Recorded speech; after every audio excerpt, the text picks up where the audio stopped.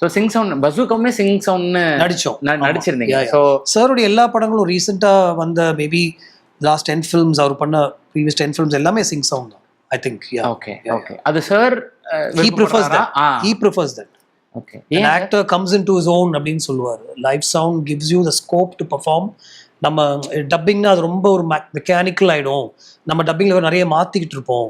ஆனால் நடிக்கும்போது நம்ம ஒரு ஃபோக்கஸ்டாக நடிக்கிறோம்ல, இந்த இப்போ ஒரு மூட் க்ரியேட் ஆகி நம்ம நடிக்கும்போது நம்மளுடைய வாய்ஸில் நிறைய அப்ஸ் அண்ட் டவுன்ஸ் இருக்கும்.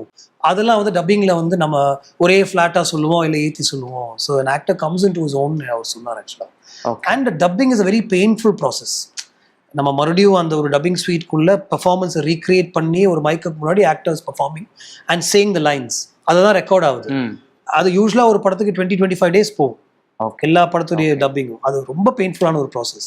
ஸோ இதில் எங்களுக்கு அது இல்லவே இல்லை. ஒரு 2 to 3 டேஸ் கரெக்ஷன்ஸ் மட்டும்தான்.